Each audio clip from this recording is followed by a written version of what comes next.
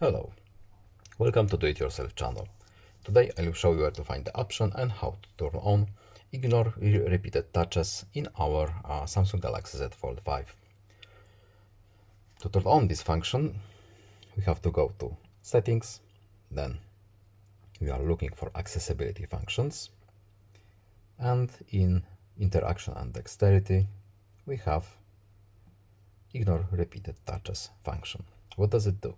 Set a time within which to ignore repeated touches, so we don't spam our application or other button. We can set up to 4 seconds of ignore. Tap here twice to test.